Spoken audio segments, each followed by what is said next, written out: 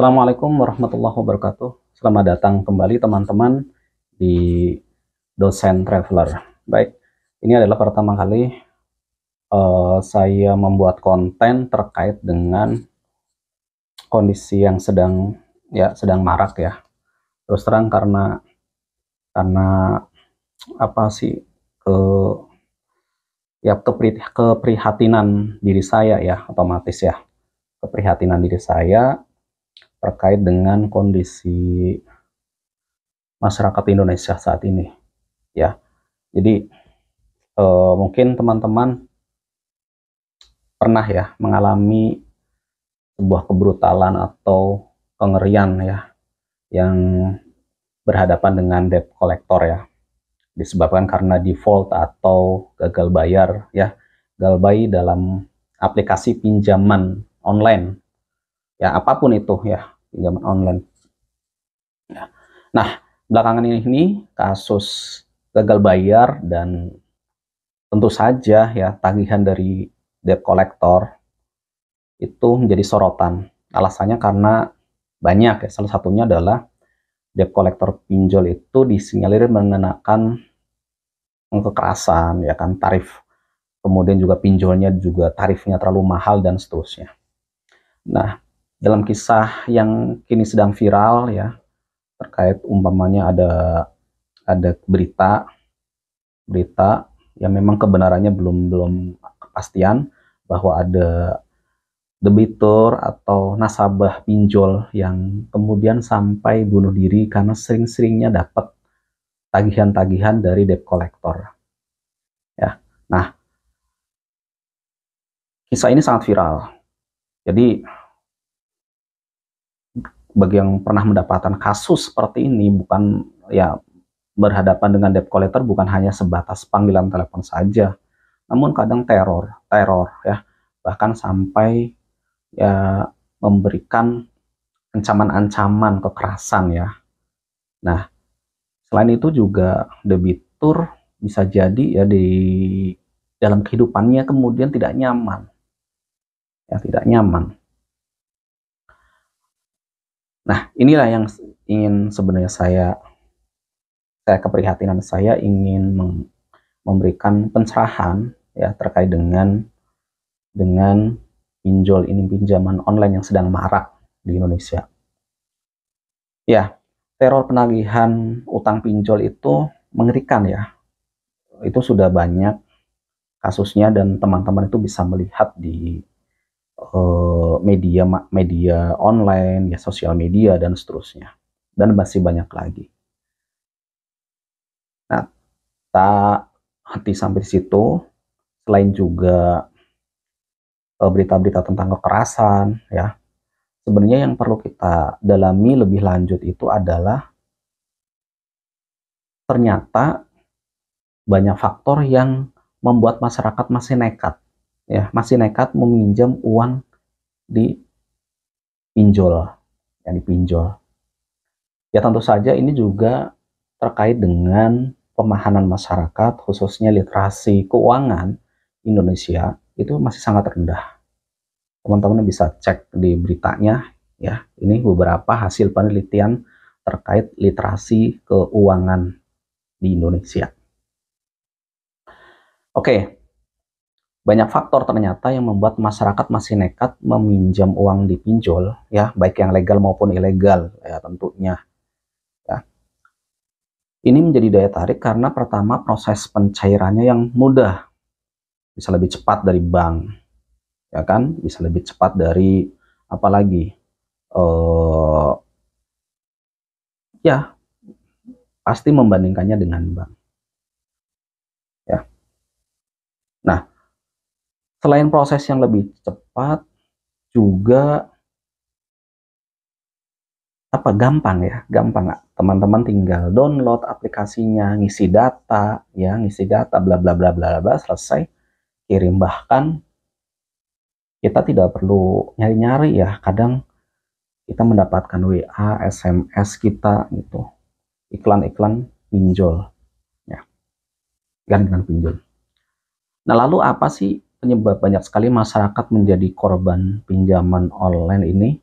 Otoritas Jasa Keuangan itu mengungkapkan bahwa mayoritas masyarakat itu melakukan pinjaman online ya, yang baik yang legal maupun ilegal itu tentu saja untuk menutupi utang-utangnya. Nah, ini berdasarkan beberapa hasil riset pada tahun 2021.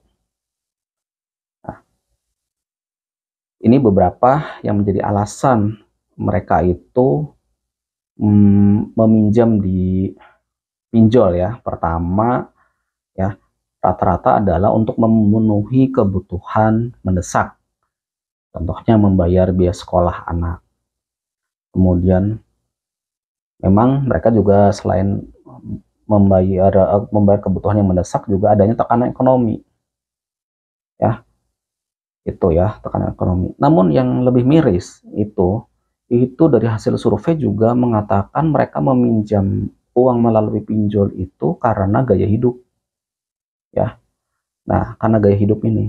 Sedangkan teman-teman tahu sendiri gaya hidup itu sebenarnya sebuah keinginan kan, bukan sebuah kebutuhan. Ya, apalagi kalau gaya hidup mereka itu tidak sesuai dengan pendapatannya. Ini yang lebih bahaya. Ya, teman-teman gaji 3 juta, gaya hidupnya seperti orang gajinya 10 juta. Nah, ini bahaya. Ya, ini bahaya. Kemudian selain juga masyarakat karena penyebab itu, teman-teman juga sadari Indonesia itu surganya pinjol. Ya kan? Saya itu pernah hidup di negara asing, negara luar negeri gitu. Ya, untuk membuat sebuah perusahaan itu, apalagi pinjol ya, pinjaman online itu harus benar-benar melewati prosedur yang sangat ketat. Ya, harus menurut prosedur sangat ketat. Karena sebenarnya kan masalah pinjaman seperti ini kan sangat terkait dengan kehidupan masyarakat yang akan datang. Ya, apalagi dengan tadi yang saya sebutin bahwa tingkat literasi keuangan Indonesia, masyarakat Indonesia sangat rendah. Sehingga mengakibatkan ketika dia mendapatkan dana, ya, dia tidak bisa mengelolanya. Bahkan mungkin tidak bisa membuat sebuah skala prioritas penggunaan dana. Ya. Nah, jadi ini yang bikin saya miris. Ya, jadi curhat ya, teman-teman ya. Nah, ini juga harus menjadi pengingat ya, karena teman-teman yang terkena pinjal ini lebih bahaya daripada rentenir zaman dulu ya. Ini bahaya, teman-teman. Teman-teman bisa kehilangan nama baik ya, pertama ya, nama baiknya hilang ya, karena selain teman-teman ketika mendaftar itu kan banyak dari pinjaman online itu yang mengambil data secara diam-diam mungkin, atau bahkan secara sukarela kita memberikannya nomor telepon rekan-rekan kita, teman-teman kita, bos kita, ya kan, di kantor. Sehingga ketika kita mendapat masalah macet nih, ya, gagal bayar kita itu orang-orang yang ada di kontak number kita itu di HP itu ya ikut-ikut diteror juga, teman-teman. Itu menjatuhkan nama baik ya, itu sebelum seberapa nama baik. Yang kedua dipecat, dipecat dari kantor, dari tempat kita bekerja. Kita lagi cari duit aja susah dipecat. Miris banget kan, sudah jatuh ketimpa tangga. Ya, kemudian apa lagi? Nah, kemudian selain dipecat, nah kalau nggak selesai, kita kayak dikejar-kejar mulu nih. Bahkan tadi yang saya sebutin ya, ada teror terusan. Bahkan ada teror terusan. Nah, ini jadi jangan mudah terpengaruh dengan iklan-iklan pinjol ya, yang sebenarnya adalah jebakan, bukan sekedar jebakan Batman. Itu jebakan kehidupan kita panjang ya, kita nggak bisa lepas kalau sudah tercekik tuh sama pinjol. Ya, apalagi kalau sudah sampai debt collector itu pakai kekerasan, walaupun sebenarnya dilarang di OJK, peraturan OJK itu. Nah, ini juga teman-teman, ya, dari survei beberapa penelitian, ini kan kasus-kasus itu sebenarnya kasus dari zaman dulu. Orang kesulitan biaya itu juga ada, ya. Orang butuh dana sekolah juga ada. Itu zaman dulu. Dan zaman dulu orang-orang tua kita juga pernah ngalamin begitu. Tapi survei sampai ngelarin kita dan nggak terjebak sama pinjol. Dulu nggak ada pinjol, ya. Nggak terjebak karena tadi gaya hidup.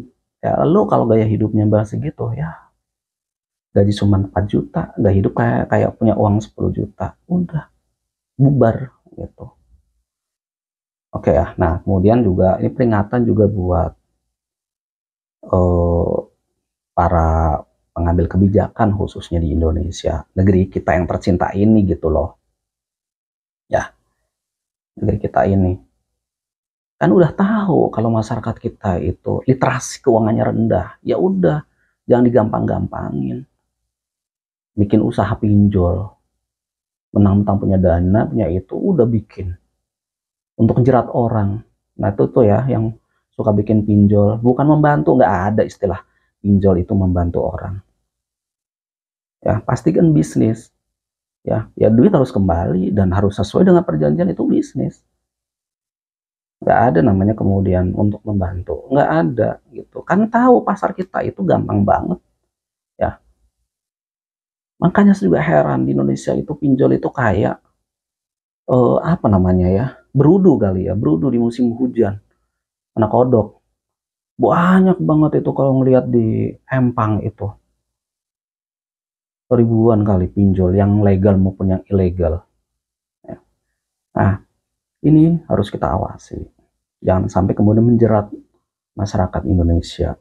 Yang jelas, pemahaman literasi keuangannya masih rendah. Oke ya. Selanjutnya ini juga sentilan buat lembaga-lembaga sosial. Ya kayak lembaga zakat, lembaga kemanusiaan, lembaga filantropi lainnya, ya. Kan kita tahu ya, hasil riset bahwa menempatkan orang Indonesia itu sangat dermawan.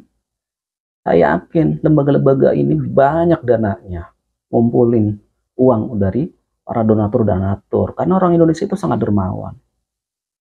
Nah, ngapain uang yang sudah terkumpul, ya, nggak segera untuk membantu menyelesaikan permasalahan-permasalahan rakyat kecil. Ini penting banget. Jadi berpikirnya bukan kemudian saldo lembaga sosialnya itu banyak. Nah ini nih, kalau lembaga sosial saldonya sampai banyak, perlu dipertanyakan bagaimana kinerja sosialnya, ya. Jadi itu para aktivis-aktivis lembaga amal, ya, Anda dimintain pertanggungjawaban kelak. Satu orang gara-gara pinjol, terjerat pinjol, kemudian tidak hidup bahagia, hidup sengsara, Anda akan dimintain. Ya, saya jadi ngancem. Oke, mungkin itu ya. Itu terkait dengan rasa ya, kesedihan saya aja di dunia perekonomian bangsa kita yang demikian sangat memprihatinkan. Terima kasih. Selamat bertemu kembali dan mudah-mudahan kembali memberikan pencerahan melalui channel Dosen Traveler. Wassalamualaikum warahmatullahi wabarakatuh.